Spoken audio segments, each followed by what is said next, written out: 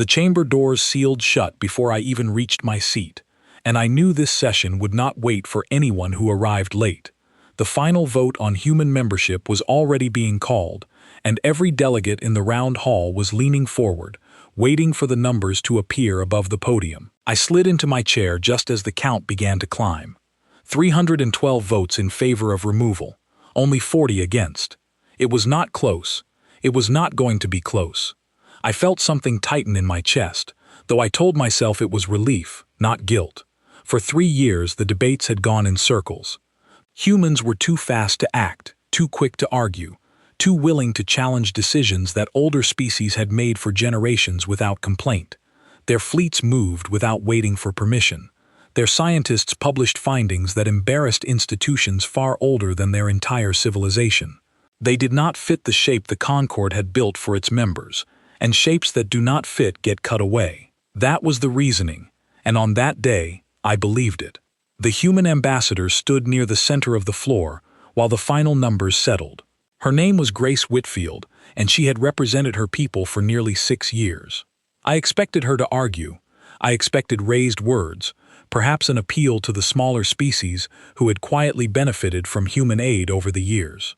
Instead, she simply nodded once, as if she had already known the outcome before the vote had even opened. "Understood," she said. Her voice did not shake. "We will be gone within the season." No threats, no warnings, no mention of the ships her people had lent, the medicine they had shared freely, the disasters they had answered without being asked twice. She turned, gathered a single folder of documents from the podium, and walked out through the side entrance without looking back at any of us. The silence that followed was heavier than I expected. A few delegates clapped politely, the way one claps after a long meeting finally ends, more from exhaustion than celebration. Others simply exchanged glances, unsure what to feel now that the decision had actually been made. I remember thinking that a species, truly guilty of arrogance and aggression, would have fought harder to stay. Humans did not fight to stay, they packed. Over the following days, I found myself near the human embassy more often than my duties required. I told myself I was simply monitoring the transition, making sure the withdrawal proceeded according to Concord guidelines. In truth, I think part of me wanted to see what an exiled people looked like up close, expecting anger, expecting bitterness. What I saw instead unsettled me more than anger would have. I watched Grace Whitfield thank the station cleaning staff by name before she left each evening. I watched human engineers hand over technical manuals to Concord technicians without being asked, explaining systems they were not required to explain, walking junior officers from other species through procedures that would keep local power grids stable long after humans had gone. A young human medic named Daniel Ashford spent an entire afternoon showing hospital staff on the station how to recalibrate equipment that had been quietly maintained by human volunteers for years, equipment nobody else had realized needed such careful attention. None of it was dramatic. None of it was performed for an audience. It was simply done, the way a person tidies a room before leaving a home they will never return to, not because anyone will notice, but because it feels wrong to leave a mess behind. I remember standing at an observation window on the 3rd evening, watching cargo containers being loaded onto a departing human transport. A young woman named Laura Bennett was directing the loading crew with quiet efficiency, checking manifests twice, making sure nothing was left behind that belonged to the station rather than to her people. She caught me watching and offered a small, tired smile. "You look surprised," she said. I admitted that I was. I asked her why there was no anger, no protest, nothing that resembled the resistance I had expected from a species so often described as unpredictable and difficult to control. She considered the question for a moment before answering. "We were asked to leave, so we are leaving. There is nothing complicated about that." I wanted to ask more, but a transport horn sounded somewhere behind her, and she returned to her work without another word. I did not understand yet what that simple answer actually meant. I thought it was resignation. I thought it was the quiet acceptance of a species that knew it had lost and did not have the energy left to argue further. I did not yet understand that it was something closer to discipline, The discipline of people who had decided long ago that they would not overstay a welcome that had clearly ended, no matter what it cost them to leave. The final week passed quickly. Human ships gathered in coordinated formation near the outer docking rings, moving with the same calm precision Grace Whitfield had shown on the chamber floor. There were no farewell speeches broadcast across the network, no public statements condemning the Concorde's decision, no attempts to rally sympathetic species to their cause. It was, in its own strange way, almost insulting in how orderly it was. A species that supposedly threatened galactic stability was leaving with less noise than a routine supply convoy. I stood among a small crowd of delegates gathered to watch the departure from the main observation deck. Some had come out of curiosity. Others, I suspected, had come to make certain the humans actually left, as if part of them expected some final act of defiance. There was none. The ships powered their engines in unison, formed a tight and silent convoy, and moved outward through the docking corridor without a single message transmitted to the station. I watched until the last ship became a small point of light against the dark, and then nothing at all. Around me, conversation resumed almost immediately, delegates already discussing schedules, resource allocations, matters that had nothing to do with what had just happened. Someone nearby remarked that the station already felt calmer, quieter, more orderly.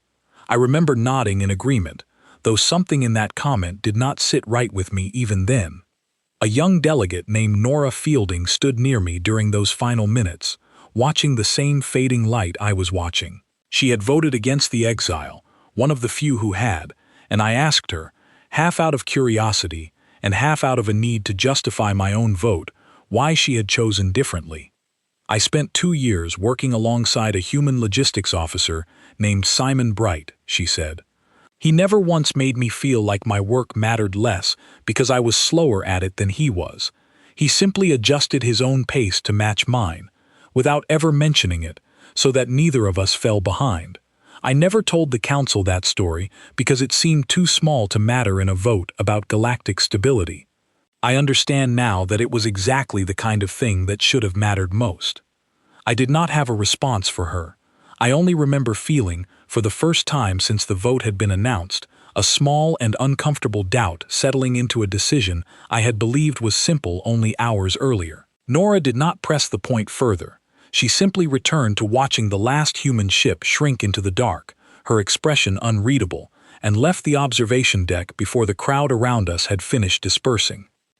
I stayed a while longer, turning her words over in my mind, and I found myself wondering how many similar stories existed across the Concorde, small acts of quiet decency that had never been loud enough to reach the debates that decided humanity's fate. It struck me that a species could do 1,000 quiet, generous things and still lose an argument to a handful of loud, difficult ones, simply because loud things are easier to remember and quiet things are easier to forget, right up until the moment they disappear. I did not know it yet, but that quiet would not stay comfortable for long. I did not know that an absence could grow louder the longer it lasted, until it became impossible to ignore. I only knew that humanity was gone, that the vote had been decisive, and that the Concorde had finally gotten exactly what so many delegates had wanted for years. Looking back now, I understand that the quiet I felt that night was not peace. It was the first faint sound of something breaking, so small that none of us thought to listen for it. For the first month, nothing seemed to change at all, and that was exactly what made it easy to forget humans had ever been part of the Concorde. Trade routes still ran on schedule. Council sessions continued without the friction that human delegates used to bring into every debate. I remember attending a routine briefing where a colleague of mine, a broad-shouldered administrator named Peter Lang, joked that meetings finally moved twice as fast without anyone interrupting to ask uncomfortable questions. Several delegates laughed. I laughed too. It felt like proof that the vote had been correct. The first sign that something was wrong came from a shipping report, the kind of document nobody reads closely unless a number looks unusual. A trade corridor near the outer rim, one that connected several smaller colonies to the main supply network, showed a spike in lost cargo. 3 transports had gone missing within 2 weeks, all along a route that had been remarkably quiet for years. I remember pulling up the historical data out of simple curiosity and noticing something odd. That same corridor had been patrolled for nearly a decade by human escort vessels, offered freely as what their ambassadors used to call a goodwill patrol. No formal agreement had ever been signed. No colony had ever paid for the protection. It had simply happened, quietly, in the background, the way so many things involving humans had happened, without anyone officially recording them. I mentioned this to Peter during a quiet moment after the briefing. He waved it off immediately. "Pirates always test new routes when patrol patterns shift," he said. "It happens whenever there's a change in oversight. It will settle down in a few weeks." I wanted to believe him. For a while, I did. But the shipping losses did not settle down. They grew. Within 6 weeks, 4 more corridors reported increased raider activity, all of them corridors that historical records quietly confirmed had been maintained, in some informal capacity, by human crews. None of these arrangements had ever been part of an official Concord contract. They existed in the space between formal treaties, the kind of unpaid, unrequested effort that nobody thinks to protect because nobody thought to notice it in the first place. Around the same time, smaller problems began surfacing across several stations. A water reclamation system on a mid-sized colony station began producing warnings it had never produced before. Technicians eventually traced the fault to a set of components that had been quietly replaced and recalibrated every few months by human maintenance teams, a service that had never appeared on any billing record because it had never been billed at all. The colony's own engineers, a capable team led by a careful woman named Alice Morgan, spent nearly 2 weeks trying to understand a system that had simply worked, silently, for years, without anyone realizing how much unseen care it had required. I began noticing a pattern, though I still resisted drawing any conclusion from it. Every disruption traced back to something humans had done freely, without ceremony, without demanding recognition. It was almost as if their presence had been a kind of quiet scaffolding holding up parts of the Concord that no one else had bothered to reinforce, because no one else had needed to. Now that the scaffolding was gone, cracks were appearing in places nobody had thought to check. I raised my concerns during a private conversation with an older delegate named Edward Hale, a long-serving council member who had worked closely with human liaisons for over a decade before the vote. He listened patiently as I described the shipping losses and the maintenance failures, nodding slowly, as though none of it surprised him in the slightest. "You will notice," he said carefully, "that they never explained what they were doing for us. That was never part of the arrangement. They simply did it, and we simply accepted it, without asking why or how much it cost them to keep doing it." I asked him why humans would offer so much without asking anything in return. He considered the question for a long moment before answering. "Perhaps because asking would have meant admitting they wanted something from us," he said. "And I think, in the end, all they ever wanted was to belong somewhere. They tried to earn that by being useful, quietly, consistently, without complaint. We repaid that effort by deciding they were dangerous." His words stayed with me longer than I expected. I told myself he was speculating, that his long history working with human delegations had made him sentimental, perhaps even biased in their favor. Still, I found myself pulling old logs and records over the following weeks, searching for confirmation, half hoping to prove him wrong. I did not find what I was hoping for. Instead, I found dozens of small, unremarkable entries scattered across years of Concord archives. A human medical team that had spent months treating an outbreak on a colony too poor to pay standard medical fees, with no formal record of payment ever exchanged. A group of human engineers who had rebuilt a failing power grid on a distant outpost after a storm, working through what should have been their own scheduled leave, without requesting any additional compensation. A relief convoy that had diverted from its planned route to assist a stranded mining vessel, delaying its own delivery schedule by nearly 2 weeks without complaint or formal acknowledgement from the vessel's owners. None of these actions had been large enough, individually, to draw attention during the debates that led to the exile vote. They were small acts, scattered across years and dozens of different worlds, each one easy to dismiss on its own. It was only when I began gathering them together that their true scale became visible, and even then, I found myself resisting the obvious conclusion, telling myself that surely other species had done similar things, that humans could not have been so uniquely generous without some hidden motive behind it. I brought my findings to Peter Lang again, hoping he could offer a simpler explanation than the one slowly forming in my mind. He read through the records with a growing frown, his earlier confidence noticeably absent. "This can't all be accurate," he said finally. "Surely some of this was compensated through channels we simply haven't traced yet." I told him I had checked. Payment records for most of these efforts simply did not exist, because no payment had ever been requested. He sat quietly for a long moment, staring at the data without speaking, and I realized that for the first time since the vote, neither of us had a comfortable explanation ready. Meanwhile, the practical consequences continued to spread. A communication relay station near a cluster of smaller, less developed worlds began experiencing outages that the local technicians could not fully diagnose. It turned out that a human volunteer named Henry Caldwell had spent nearly 3 years quietly upgrading the relay's outdated systems during his off-duty hours, work that had never been logged as an official contribution because he had never asked for it to be. Without him, the relay's aging equipment began failing exactly as it would have failed years earlier, if his quiet efforts had never happened at all. I began to understand that the Concord had not simply lost a member species. It had lost an entire invisible layer of support that had been holding together dozens of smaller systems across the galaxy, support that no one had ever properly accounted for because it had never come with an invoice attached. The absence of humanity was not loud in the way an argument or a threat would have been loud.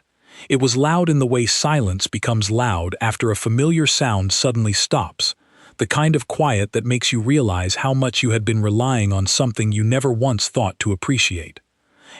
By the end of the second month, reports of failing infrastructure, increased raider activity, and unresolved medical shortages had become common enough that they could no longer be dismissed as coincidence.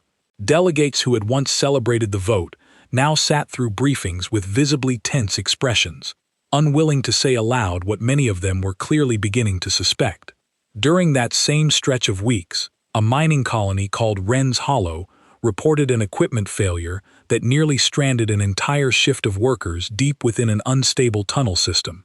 The rescue effort took nearly 11 hours, far longer than local officials expected, because the automated safety systems that should have guided the workers back to the surface had been malfunctioning for months without anyone noticing. When investigators finally traced the fault, they discovered that a small team of human volunteers, led by a quiet, methodical engineer named Peter Lindquist, had been running unofficial safety inspections on that exact equipment for nearly 4 years, catching failures before they became dangerous, without ever billing the colony a single credit for their time. Once those inspections stopped, the equipment had simply been left to age on its own, and no one else had thought to check it, because no one else had known it needed checking at all. I remember sitting through one such briefing beside Edward Hale, watching numbers rise on a screen that tracked incident reports across Concord territory, numbers that had been remarkably stable for years before quietly climbing every week since the humans had left.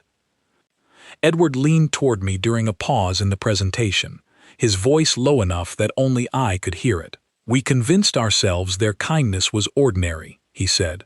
"We are only now discovering how extraordinary it actually was, and only because it has stopped." I did not respond. I simply watched the numbers climb, and for the first time since the vote had been cast, I felt something that was no longer relief. It felt closer to dread, the slow and creeping realization that a mistake had been made, and that understanding it fully would take far longer and cost far more than any of us had been prepared to accept. After that briefing, I was assigned to something I had not expected. A senior council member requested a full report on the practical impact of human withdrawal, framed carefully as an assessment of the Concord's resilience without them. I suspect it was meant to be a document that confirmed the exile had been the right decision, a way to quiet the growing unease among delegates before it spread further. I accepted the assignment without hesitation, still believing, somewhere beneath the doubt that had been building for weeks, that the numbers would eventually balance out in the Concord's favor. I began by pulling every record I could find related to human activity across Concord territory over the previous decade, expecting a manageable amount of data. What I found instead was staggering in its scope. Thousands of small entries spread across hundreds of systems, most of them so minor on their own that no single one would have justified a mention during any council debate. Together, they formed a pattern I had not fully appreciated until I saw it laid out in front of me.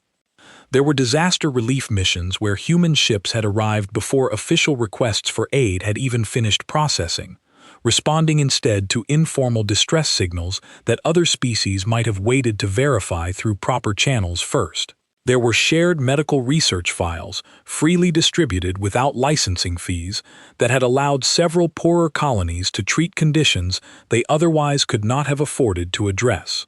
There were mediation efforts between quarreling colonies, quiet diplomatic interventions led by human representatives who had somehow managed to calm disputes that Concord officials had been unable to resolve through years of formal negotiation. I found records of a colony called Dunmore Reach, a farming settlement on the edge of Concord space that had nearly collapsed after a crop blight 3 years earlier. The relief effort, credited in official records, belonged to a joint task force, but buried within the supporting documents, I found the actual breakdown of resources contributed. Nearly 70% of the food and medical supplies delivered had come from human stockpiles, transported by human crews, without any formal request for reimbursement ever filed. The colony's local government had publicly thanked the Concord as a whole for the assistance. Humanity's name did not appear anywhere in the public record of gratitude. I began to notice something else as I worked through the data.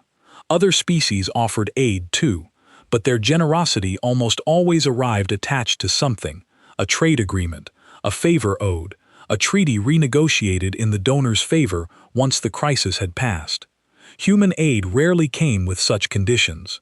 It was this, more than anything else, that I began to suspect had quietly bothered other delegations over the years. It is one thing to receive help. It is another thing entirely to receive help from someone who asks for nothing in return, because it leaves you owing a debt you have no way to repay, and some species, I realized, had resented that feeling far more than they had ever admitted.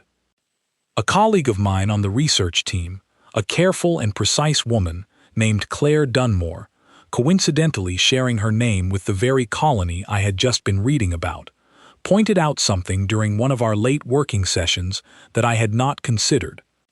"We built an entire case around how disruptive their presence was," she said, scrolling through page after page of quiet, uncredited contributions.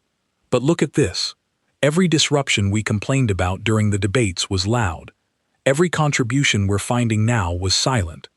We built our argument entirely out of the noise they made and completely ignored the silence they filled."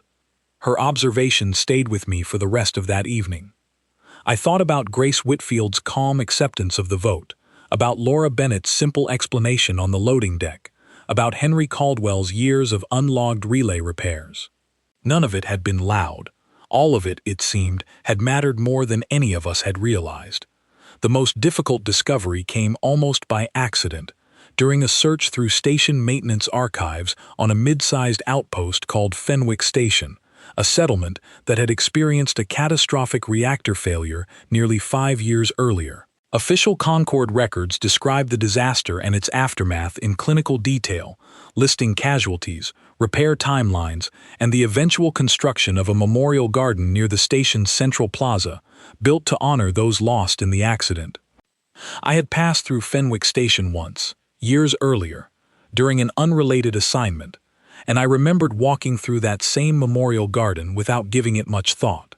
It had struck me as unusually well designed for a station with limited resources, a quiet space with careful landscaping, and a small automated system that maintained the garden's plant life without requiring constant staff attention. At the time, I assumed the design had come from local funding or perhaps a Concord grant.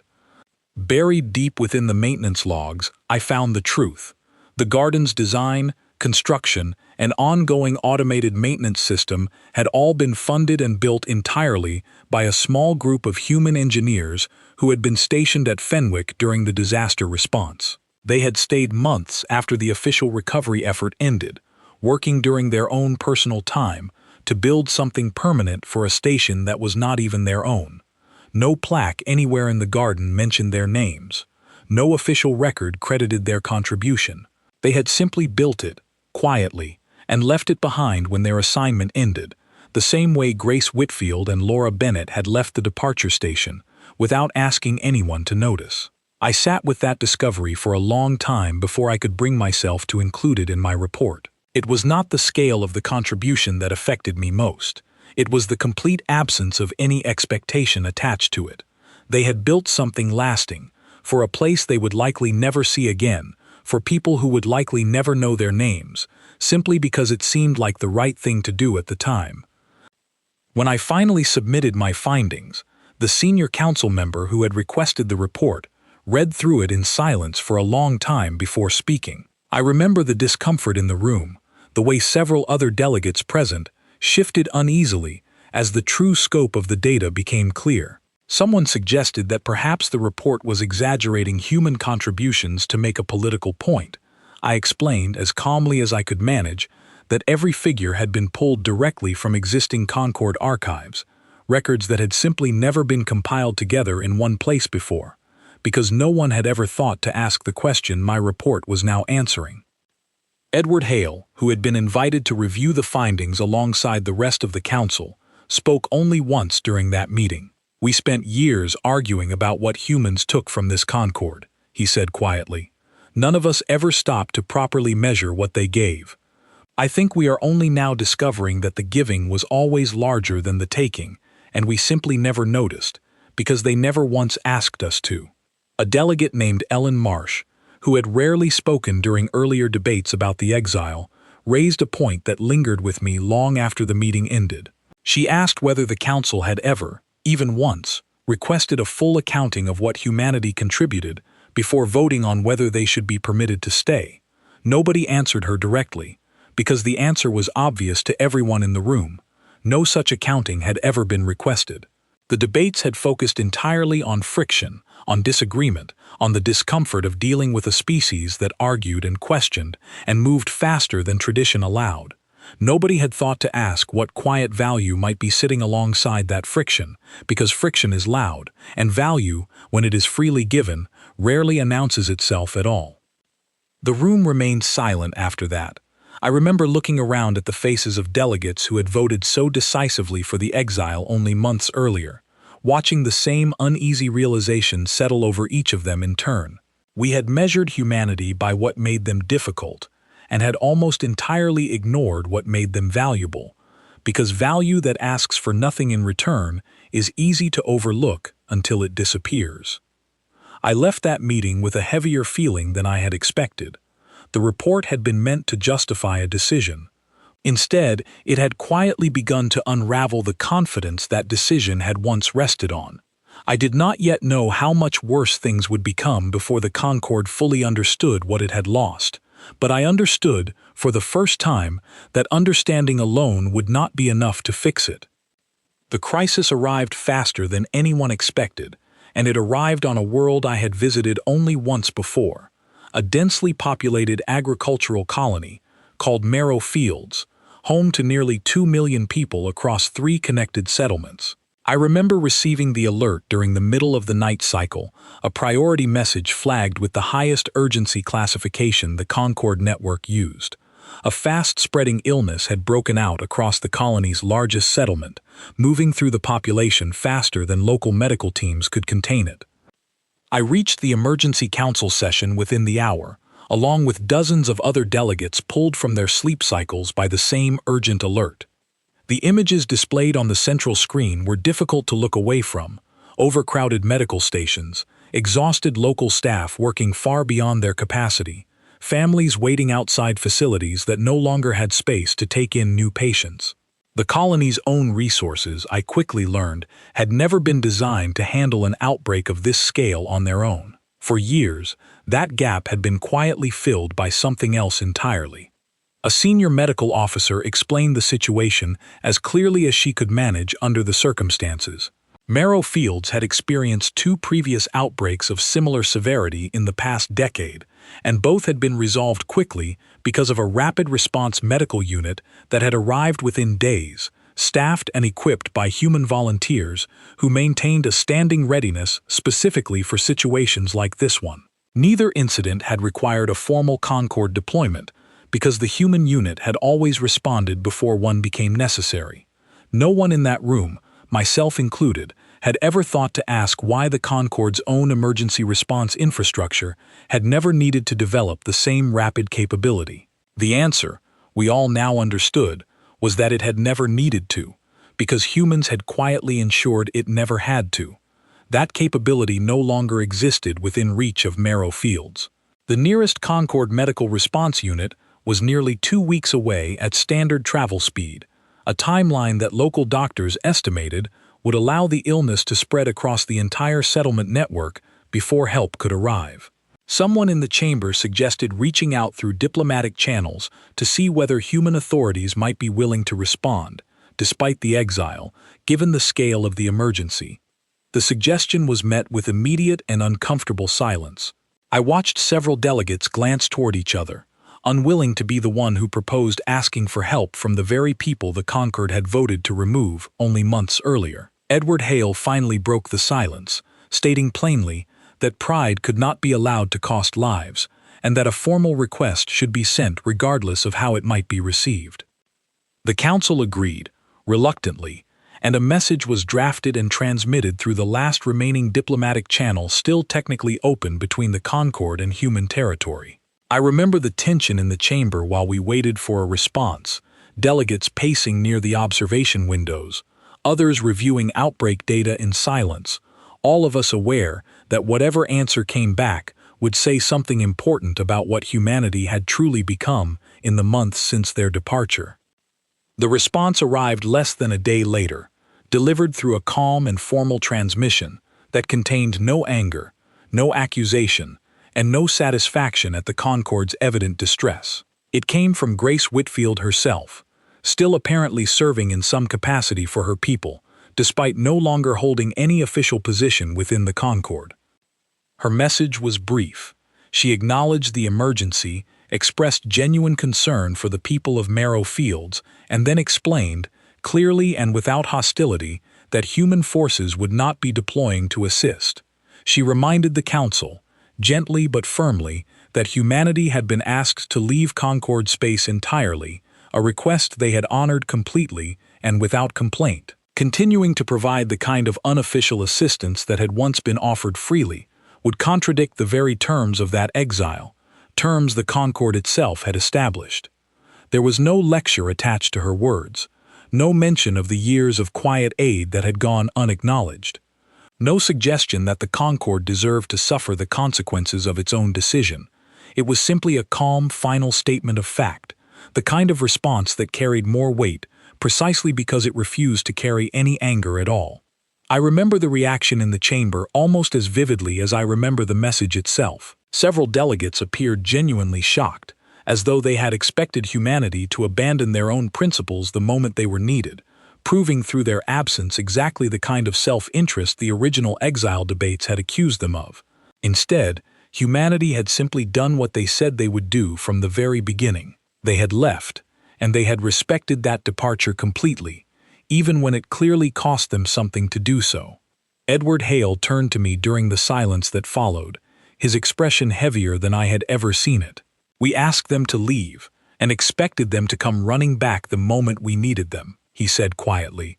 I think we assumed their kindness was something we were entitled to, rather than something they simply chose to give. We are only now learning the difference. I did not respond immediately. I found myself thinking back to Laura Bennett's simple explanation on the departure deck, months earlier. We were asked to leave, so we are leaving. There is nothing complicated about that. I understood now what she had truly meant.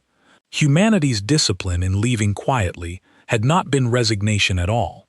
It had been a kind of quiet integrity, a refusal to overstay a welcome that had clearly ended, no matter what it cost them, and no matter what it might eventually cost the people who had asked them to go. While the council debated how to proceed, I traveled briefly to a neighboring station to speak with a retired logistics coordinator named Alan Whitmore, who had worked directly with human relief units during the 2 earlier outbreaks at Marrow Fields. I hoped he might know some detail that could speed up the Concorde's own response, some procedure or shortcut the human teams had used that we could adopt in their absence. He shook his head slowly when I asked.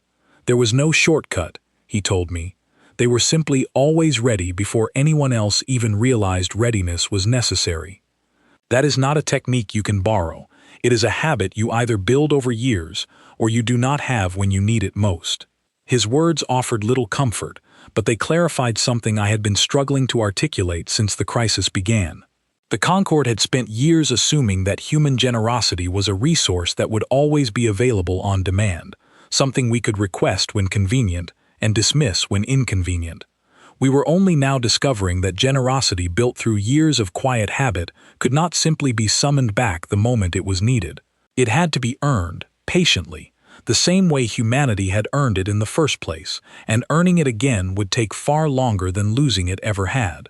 The Concorde was left to manage the outbreak on its own, mobilizing every available resource across neighboring systems in a desperate effort to slow the spread before the delayed response unit could arrive.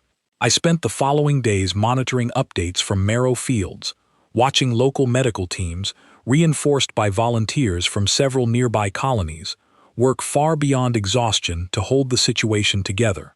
It was slower, harder, and far more costly than the rapid response humanity had once quietly provided without ceremony, but it eventually succeeded in containing the outbreak before it could spread beyond the initial settlement. The cost of that delay, however, was measured in more than just resources.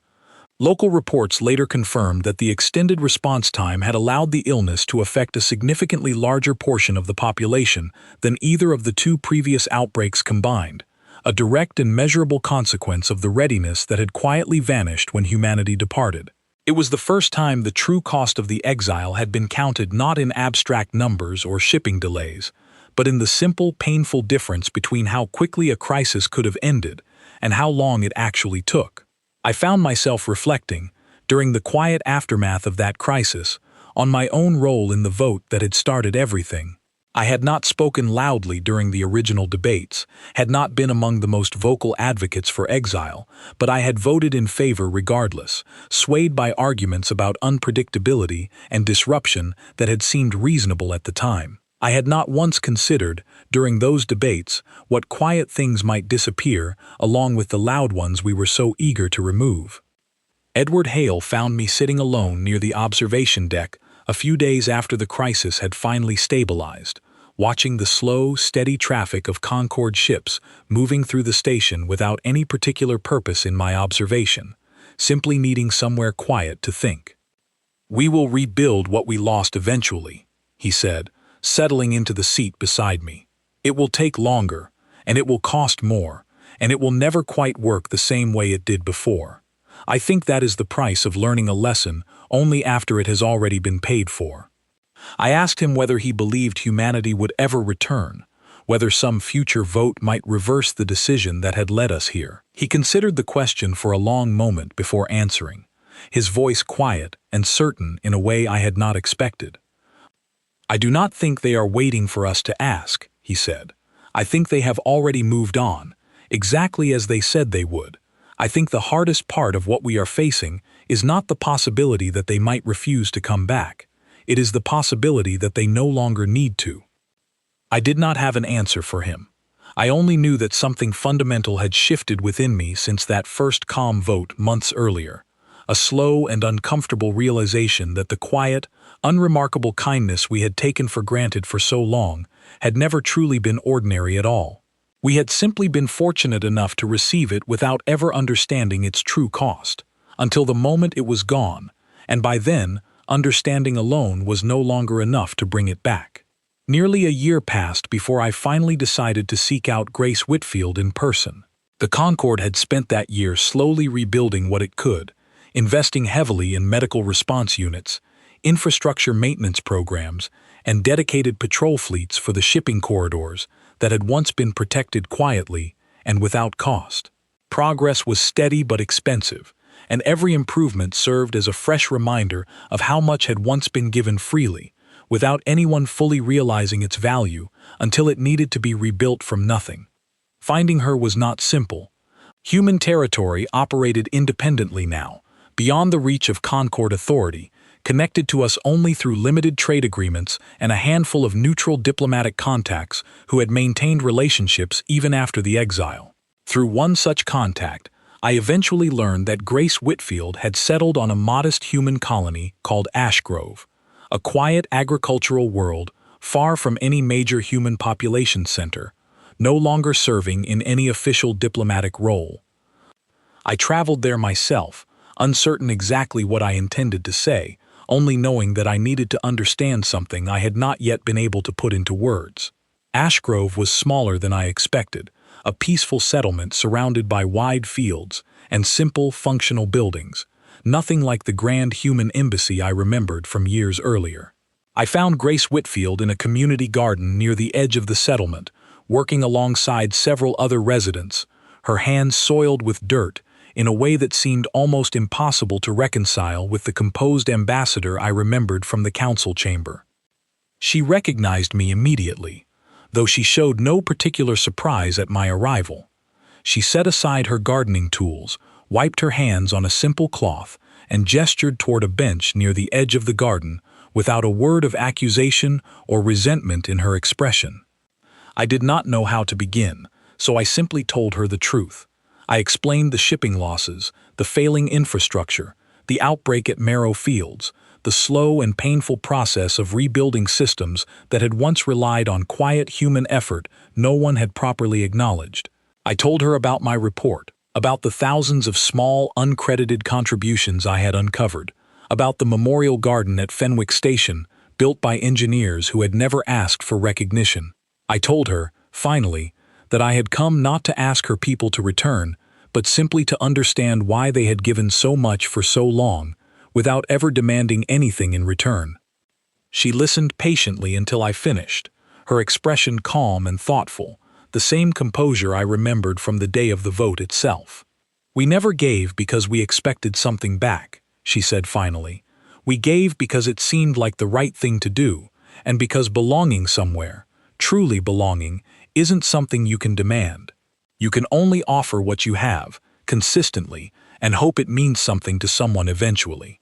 I asked her whether she resented the vote, whether any part of her people wished to see the Concord struggle through the consequences of that decision. She shook her head slowly, without hesitation. "We were asked to leave," she said. "We left. That was never meant as punishment toward anyone. It was simply respect for a decision that was not ours to make. If leaving quietly taught you something about what we used to offer, that was never our intention. It was simply the natural result of removing something that had been holding more together than anyone realized." I asked her, finally, whether humanity would ever consider rejoining the Concord, whether some future agreement might restore what had been lost on both sides. She smiled faintly, the first genuine warmth I had seen in her expression since I arrived. "We are not waiting by a door for the Concord to open it again," she said. "We have already built something new here, something quieter, something entirely our own. If a door opens between us again someday, we will consider walking through it together, as equals, not because we were asked back out of desperation, but because it makes sense for both of us at that time. Until then, we are simply living the way we always intended to, whether anyone noticed us or not." I sat with her for a long while after that, watching the wide fields stretch out toward the horizon, listening to the quiet sounds of a community that had rebuilt itself entirely without depending on recognition from anyone outside it. It struck me, sitting there, that humanity had never needed the Concord to define their worth in the first place. They had simply given generously because it suited who they were, and had walked away just as calmly when that generosity was no longer wanted, without ever needing anyone else's approval to feel complete. Before I left Ashgrove, I asked Grace Whitfield one final question, the one that had followed me across the entire journey to find her. I asked her whether she believed the Concord could ever truly recover from what it had lost, whether the systems we were rebuilding could ever function the way they once had, quietly, seamlessly, without anyone needing to notice the effort behind them. She considered the question carefully before answering, her gaze drifting briefly toward the fields around us, before returning to me. "You will rebuild what you can," she said. "It will take time, and it will cost more than it once did, because now you understand exactly what it takes to maintain the things we used to offer without asking. Perhaps that understanding is worth something on its own. Perhaps the next time your Concord decides who belongs and who does not, you will remember to measure quiet contributions as carefully as you measure loud complaints." Before I left Ashgrove entirely, I walked through the small settlement a while longer, past workshops and modest homes, and a school where children were being taught by a patient instructor named Claire Osgood, who paused briefly to greet me with the same unguarded warmth I had noticed in every human I had met since my arrival. There was no grandeur to the colony, no display of wealth or ambition meant to prove anything to a visiting outsider. It was simply a community, built carefully and deliberately, by people who no longer needed anyone else's approval to feel whole. I thought again about the vote that had started everything, about the loud debates and the confident arguments that had seemed so reasonable at the time, and I realized how little any of it had actually captured about who humanity truly was. We had judged them by their disagreements, their questions, their refusal to simply accept decisions without understanding the reasoning behind them. We had never thought to judge them by their gardens, their patient teachers, their quiet engineers, who repaired what no one else noticed needed repairing. Perhaps that had always been the Concord's deepest mistake, mistaking the sound a people makes for the whole of what they are, while ignoring the silence in which their truest character actually lives. I returned to Concord Space with more questions than answers, though I understood, finally, the true shape of what had happened over the past year.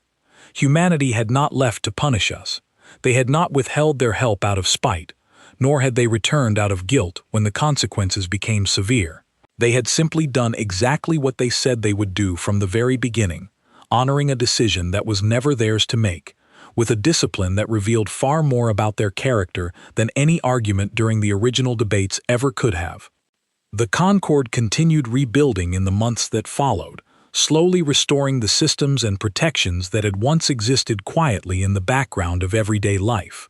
Some improvements succeeded, others remained incomplete, monuments to a kind of generosity that proved far harder to replicate deliberately than it had ever been to receive freely. Delegates who had once celebrated the exile now spoke of it carefully, cautiously, aware that the true cost of that decision had taken far longer to reveal itself than anyone had expected. I think of Grace Whitfield often, tending her garden on a quiet colony far from the chambers where her people's fate had once been decided by a vote she never argued against. I think of Laura Bennett's simple words on the departure deck, of Henry Caldwell's years of unlogged relay repairs, of the memorial garden at Fenwick Station, built by hands that never asked to be remembered. None of it had been loud, none of it had demanded recognition.